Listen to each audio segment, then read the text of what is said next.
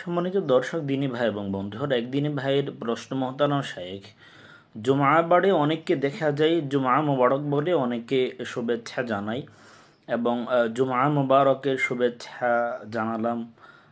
এটা আসলে শরীর সম্মত কিনা, অর্থাৎ জুমা বারে যে জুমা মোবারক বলে শুভেচ্ছা বিনিময় করা হয়, এটা কি সুন্নাহ সমর্থিত কোনো আমল কিনা, এটা বলাতে কোনো অসুবিধা হবে কিনা, এটা বলা যাবে কিনা, অত্যন্ত গুরুত্বপূর্ণ জীবন ঘনিষ্ঠ একটা প্রশ্ন করা হয়েছে।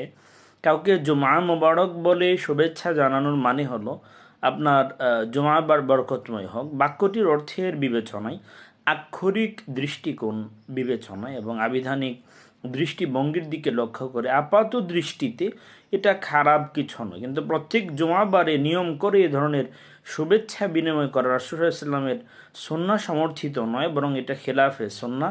সাহাবাই কারাম রাদিয়াল্লাহু তাআলা আনহুমদের আমল দ্বারাও এরকম শুভেচ্ছা বিনিময় প্রমাণিত নয়।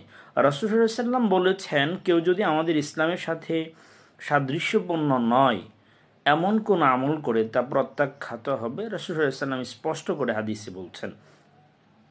একে অপরকে জুমা মোবারক বলে শুভেচ্ছা জানানোর নব্য আবিষ্কৃত প্রথা সুন্নাহ সমর্থিত কোনো আমল নয়, তাই এটা বিদআত। উলামায়ে কেরাম এটাকে বিদআত বলেছেন। আমরা বিদআত মিশ্রিত কোনো আমল করব না, সুন্নাহ সমর্থিত